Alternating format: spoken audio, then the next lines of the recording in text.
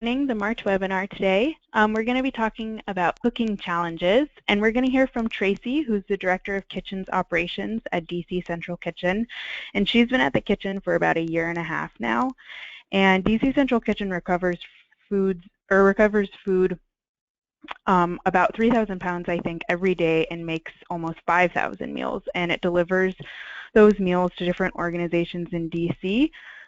So like homeless shelters, nonprofits, transitional homes, and other organizations. And so today Tracy's going to kind of talk about the DC Central Kitchen donation process, what they do with those donations, how they get them, and any kind of challenges she might face in that process. So if you have questions, as always, you can type them in the chat box.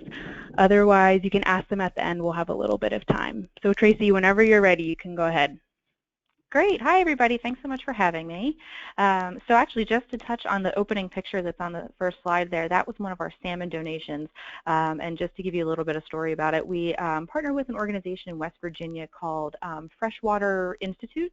And they do research, and they breed salmon, and whenever they get to a certain age, they no longer need them. So they actually harvest them and donate them to us. So we've gotten about 3 different donations over the past year from them of about between 900 and 2,000 pounds each time of salmon that come just like you see them, whole and on ice, that need to be headed and gutted and cleaned up so that we can use them in meals. So just kind of a fun story. That's a very rare donation, but kind of an interesting one. So just wanted to get started talking about our donation process.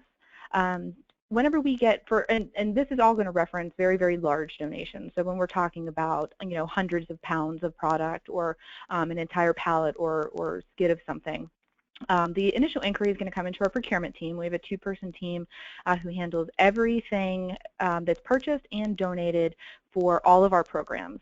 So not just all of the donated product that comes to the shelter meals, but everything that's purchased for all of our different programs.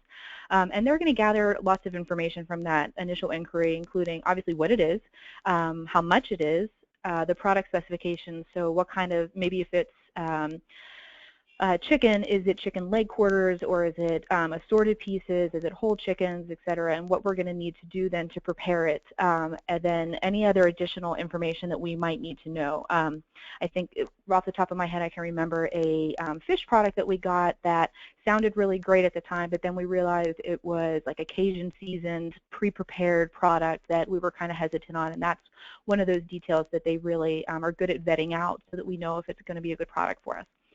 They also need to assess our transportation, or the donor's transportation needs. So a lot of times they can only donate if we go pick it up. Or they can only deliver it at a certain time, and so we need to then kind of assess if we're able to make that happen.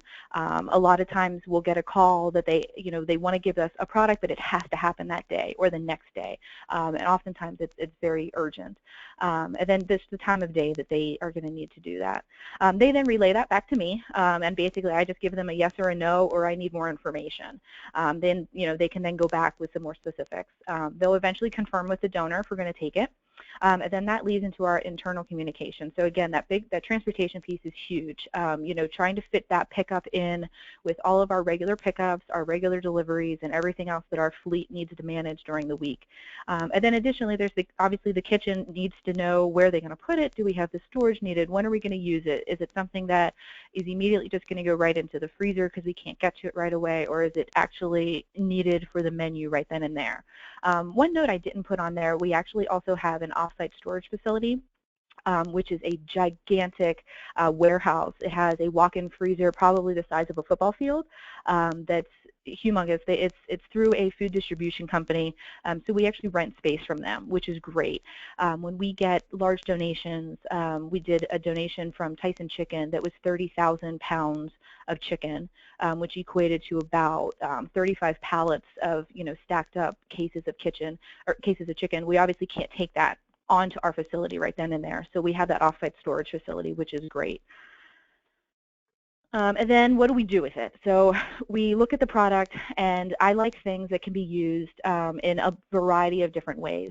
How many ways can I use it throughout a week or 2 weeks? So if it's going to be, when we're talking about 100 cases of broccoli, can I use it raw and cooked? Can I use it in a fresh salad, or can I put it into a stir fry?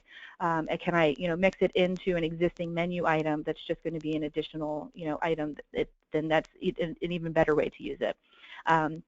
The preparation method is often the biggest challenge. We'll get things that are just really time consuming, or something that's just, our volunteers are not going to be able to work with. Another great example, we just had an inquiry a couple of weeks ago for mangoes. I love mangoes. I'm sure everybody loves mangoes in their smoothies, but not a really great item to, you have to peel and get the pit out and then cut it up, and then it goes, bad very quickly. So those kinds of items are things that, we look for that are going to be a challenge for us. We'll look for an item that's going to be actually needed on our menu. So are they interchangeable? I've tried to develop our menu items so that we can swap out produce items or protein items or starch items interchangeably. Again, back to that stir fry example, there's a plethora of vegetables that you can put into a stir fry, but obviously you're not going to want to put in other kinds of vegetables. So we want to look for those recipes to be able to swap one thing for the other, and the meal is still complete. It still, has the proper components in it.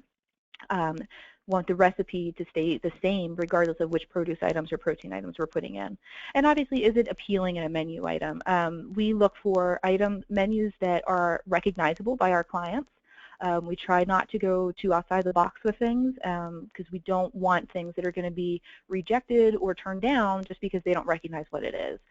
We tried to do barley, for instance, which is a great protein option for a vegetarian menu item, but it's something that our clients have never seen before, and it was met with such resistance that we tried probably a dozen different ways, and then we really just scrapped it because it was, we knew that the clients weren't eating it, the agencies weren't accepting it or getting rid of it, and at that point that's a waste of our product and our time, and obviously then we're not getting a good meal to our clients. And then obviously if it doesn't fit into an existing menu item or recipe, we're going to look for a way to develop it quickly. We don't want to, this is not the time for recipe research and trying out 6 different ways and going to the test kitchen and all that stuff. We want to develop something quickly and easily. And my biggest rule is that we just don't over-process it. The simplest preparation is normally the best way to use it. Great example for that, we got last summer, I don't remember how many pallets, it was probably 9 pallets of strawberries. And we said, oh, there's so many things we can do with strawberries. And at the end of the day, we said, no, let's just wash them, sort them, pack them up, and send them out. It's just whole fruit. There's no sense in doing anything extraneous to it if it doesn't need to be, and it's good just the way that it is. And then that saved us, obviously, the labor of processing it, saved us on, trying to develop it into a way that didn't fit with our menu, and it just served its purpose as just a fruit component on our meal. When to say no. Obviously there's challenges with donations, and there are times that we turn down donations. We try to be very careful in what we turn down, and being mindful of where it's coming from, who it's coming from. If it's a donor that we think is going to come on board and be donating often, we don't want to tick them off right at the beginning by rejecting too many things. But there are things that we definitely do have to turn down. Again, to touch on that labor piece, if it's requiring too much manipulation to be used and my labor is needed elsewhere, I have to turn down that item. Again, back to those mangoes, it would have taken probably my entire staff all day to get through those mangoes, and at that point, what's the yield on a mango, and is it really serving a purpose on my menu? And that just was not a good item for me to take on. Again, the processing needs, if it's going to require a specialized skill, that's going to be a huge challenge. Remember, our volunteers are not culinary educated in any way besides their short introduction, which I'm sure you guys can all relate to. If back to that fish example, that was something that our volunteers could not process. It's a great product, but our staff needed to do it just because of the nature of the skill needed to do that. Again, the appeal to the clients, any kind of unusual thing, we try to steer clear of, just to avoid that. And if it doesn't travel well, if it's going to be off-putting to our clients, the best example of this is broccoli. Broccoli is an amazing vegetable. You can use it in a million different ways, and we love it, and it's healthy, and it's great. Unfortunately, it doesn't travel very well. And, if it's been heated and then put in an aluminum pan, put in a Cambro, put in a truck, it's going to give off that very sulfuric smell, which is natural, and that's okay if you know that that's what it is. But unfortunately, when those meals were getting to our clients, let's say a fried rice with broccoli in it, as soon as they opened that lid and they got that pungent broccoli smell, they were immediately turned off to it. We all know that it's fine and it's healthy. It had nothing to do with it being a bad product, but unfortunately it wasn't well received. What's the answer to that? We find a different way to serve broccoli, and we steer clear of using it in a fried rice, which is great. And then lastly, obviously the expiration of a product. If it's too close to the expiration or if it's going to spoil before we're able to use it, we try not to take that. And then obviously that's a double-edged sword, right? Because most of the donated products are something that a food distributor or vendor is trying to get rid of because they know it's close to the expiration. So we understand that and we appreciate that, but there does need to be kind of a give and take. You know, we need at least 2 or 3 or 4 days to be able to use something, especially if it's going to be, let's say, a donation of, you know, individual yogurts. We need to be able to get a couple of days worth, or else we're not going to be able to use them fast enough. Although we do send out 5,000 meals every day, when you're getting 50,000 yogurts, you can't get through them that quickly. So unfortunately, you know, those items are just going to go bad. And if it's, you know, if it's going to be a waste, if the last thing that we want is to have to throw something away because it's spoiled or it went bad or, you know, we didn't process it correctly. You know, no, we don't want our volunteers coming to the kitchen to see us throwing food in the garbage, because that's obviously the opposite of what we're trying to accomplish. So those are some of the things that we look for when we're vetting those donations, to make sure that it makes sense and it hits all of those needs for us in the kitchen. So that's all that I have for you guys. I appreciate you guys having me come in, and I'm open to any questions that you might have about what's going on in your kitchens or any challenges that you might have.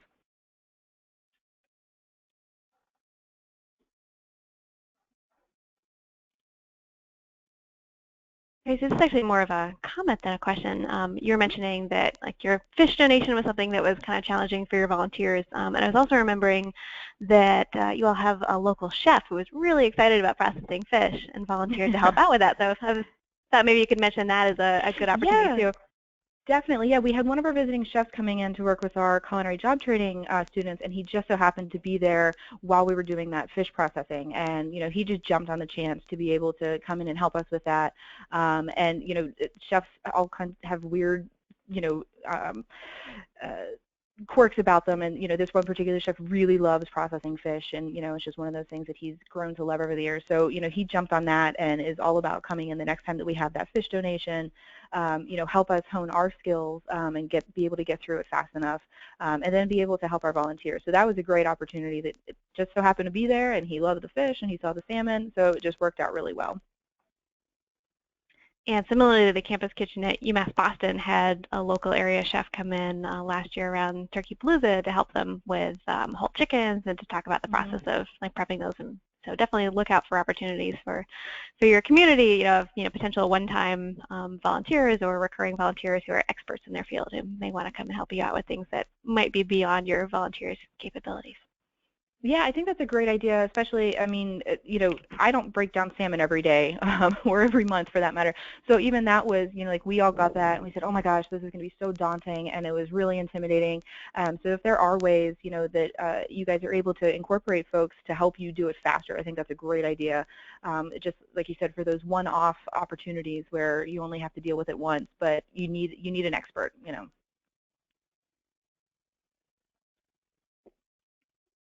Tracy, do you have any tips for, well, a lot of our campus kitchens obviously recover from their campuses and from their dining halls, but do you have any tips for like initiating a relationship with an outside food donor and kind of like how to get that started, even if it's not necessarily super large scale donations? Yeah, definitely. I think that, you know, the worst thing that they can do is say no. So, you know, I kind of equate it to being a salesperson. You know, kind of just all you can do is knock on the door, pick up the phone, and ask.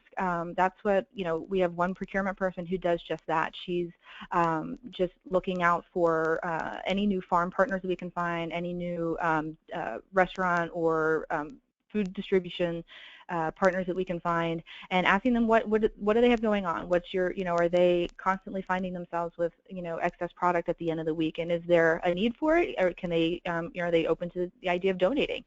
Like I said, the worst thing I can do is say no.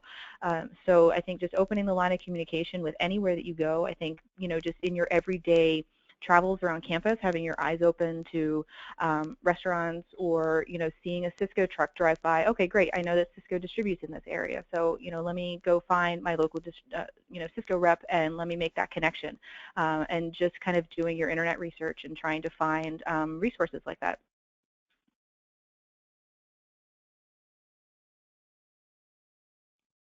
Great. Does anyone else have any questions? I have a couple others, but I want to give everyone else an opportunity to ask as well.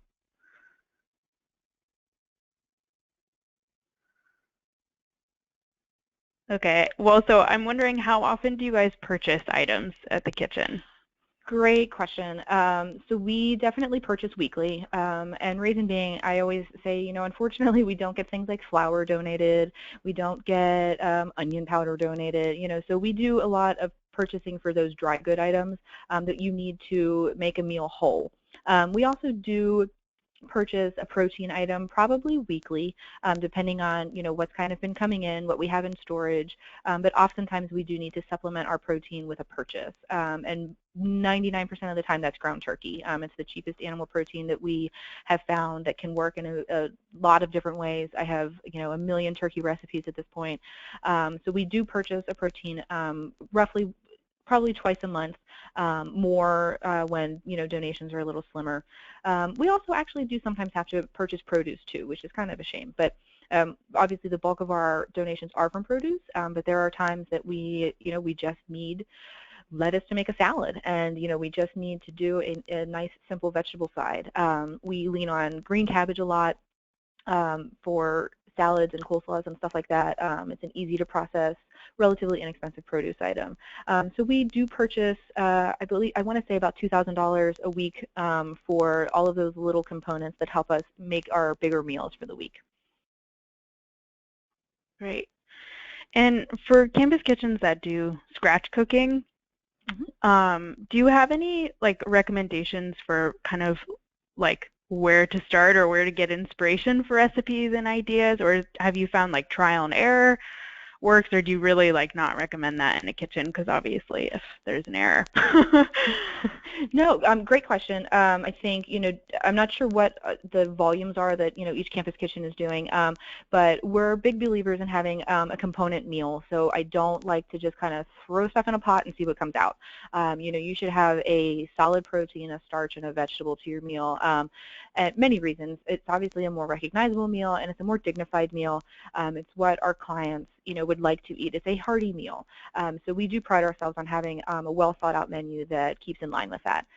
Regarding the recipes, I'll be honest, when I started with the kitchen, I relied on folks that were here in other programs, and actually our school foods friends that have all of their recipes that they've developed over the years for our DC Public Schools were my go-to. I went through a lot of their recipes with them, found things that seemed easy to produce, easy to do on a mass scale.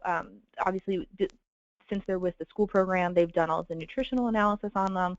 And so that was my starting point, and then we just kind of tweaked from there. I tried to then hone in on specific proteins and think about all the different ways that we wanted to use one particular protein. Our proteins that get donated tend to be chicken, turkey, or then again those weird fish donations and stuff. We get very, very, very little pork and just a little bit of beef donations throughout the year. So then it was just kind of deciding what we wanted to do with chicken in 12 or 15 different ways. Again, looking for ways that the food is going to travel well, the presentation is going to hold up, and you can do it on a mass scale. It's not something that that now is not the time to experiment with coq au vin and trying to do it for 5,000 people. But barbecue chicken is the perfect way to serve 5,000 people. And then also looking at the way that you write that recipe and you develop that recipe. I always use the example of chili. When you make a pot of chili at home, you make it in a certain method and a certain steps of sequence. You can't do that same thing in the scale that we're doing it at the kitchen in our giant kettles. You need to do things in different steps. We also need to be mindful of your food safety and how many times you're going to be touching that product. And when I say touch, I mean heating and cooling over and over. Because bear in mind, we cook our stuff a day or two in advance, and it's cooled and then heated before it's being shipped out to our clients. So I want to limit the amount of times that we're going back and retouching that product or adding to it and heating it and cooling it over and over again. So again, it's, when you scale up a recipe like that, it's not the same, and you need to take all of those things into consideration before trying to do it for the first time for 500 or 1,000 or whatever it is. I would encourage anyone, if they're able, to reach out to any kind of catering operation. I'm not sure, whose schools have hospitality programs, but they would be a great resource. Being able to just talk through the idea of developing a recipe like that. Catering operations are, obviously making things in the hundreds and thousands at a time, so they would be a great resource to talk about methods and trying to find ways to develop your recipes. Cool. So we actually got a question in the chat box. So if you have to say no to a food donor, do you have any advice on like how to say no when you don't have the space or hands or time to take all that food without kind of totally turning them off to donating to you? Honesty is the best policy, and we just tell them, in the spirit of transparency, here's what we do, and here's how we do it, and here's why this item doesn't fit in.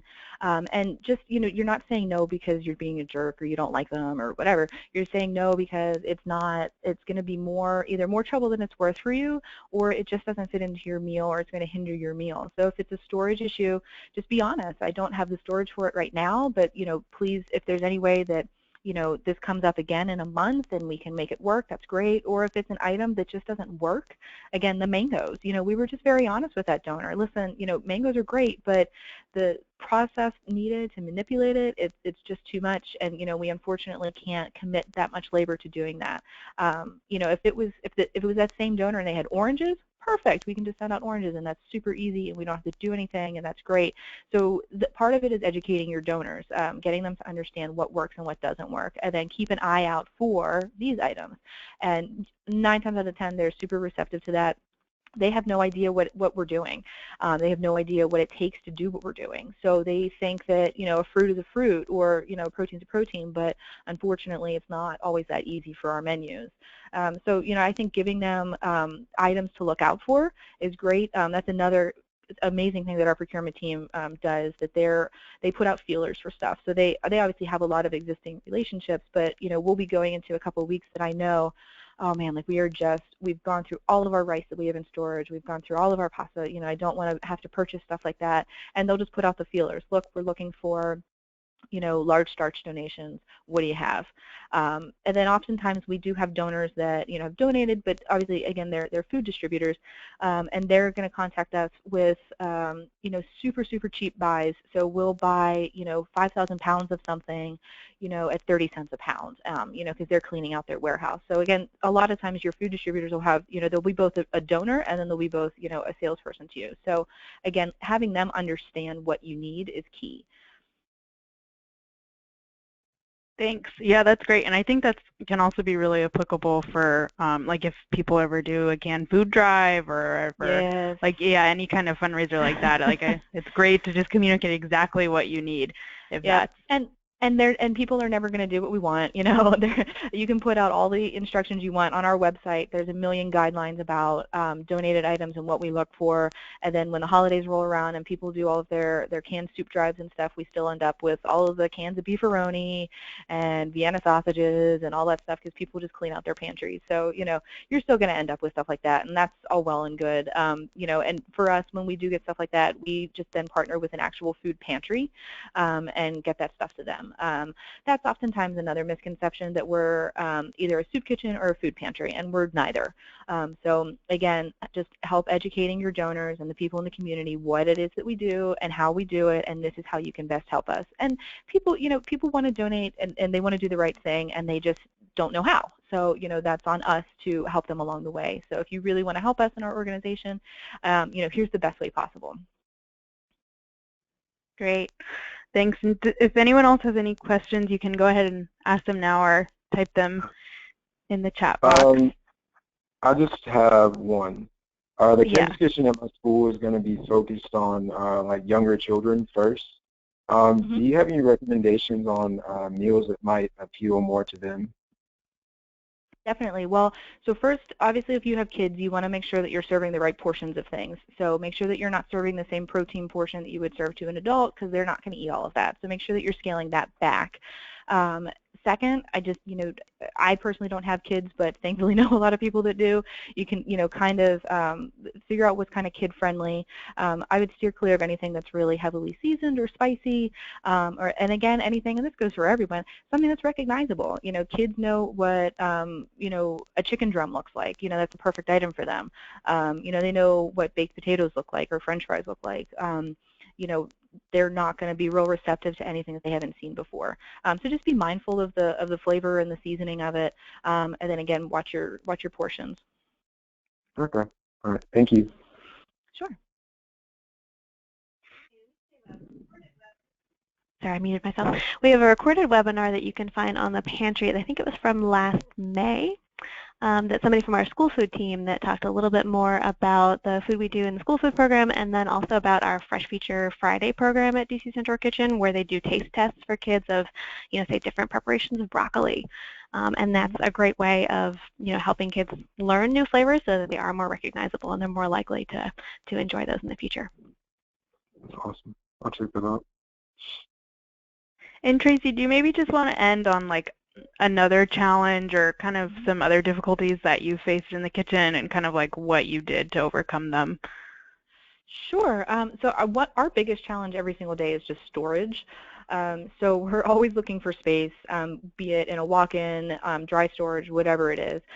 We've worked really hard to, again, with our menu, look at what day you're serving what, and what day your donations are coming in. So I'm trying, I don't want to have to pull everything out of the freezer all on the same day, but I also don't want to put everything in the freezer all on the same day. So I need to space out what days I'm moving product around. So I'm going to pull things out of the freezer, but it goes into the walk-in for a day and a half, and then it's going to be on the floor, and we're going to be processing it for a day. And then at the same time, hopefully once I create that hole in one of those spaces, I've then taken on a donation to fill that hole.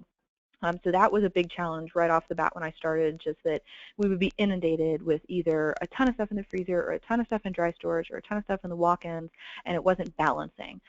So we have learned over the past year or so to kind of space those things out and make sure that your menu is not hurting you, that just out of the sheer fact that you don't have anywhere to put stuff. Another challenge to go along with that, again, finding those donations that can be stored. So when we get sweet potatoes, that's something that I'll take a ton of because I can leave that out on the floor of the kitchen, and it doesn't need to be refrigerated the entire time. We can take our time getting to it. Squash is another one. I'll take, if the option is they have 10 pallets, I'll take all 10. We'll figure it out, and that's an item I'm okay to have on hand. It's the stuff that is going to go bad quickly or it needs to be refrigerated, and when you just don't have the space, you don't have the space. So just identifying what is a great item to have all the time and can be used in a lot of different menu items. Take all of it if it's if you ever have that option. Great, thank you so much, Tracy. I really appreciate you sharing all your DC Central Kitchen knowledge. It was very much appreciated. And if anyone has any questions or wants to know more, just go ahead and email me at ttrip@campuskitchens.org, and I can either pass it along to Tracy or get back to you. So thank you, and thank you. Everyone have a great rest of your day. Bye. Thanks, Tracy. Thanks. Bye-bye.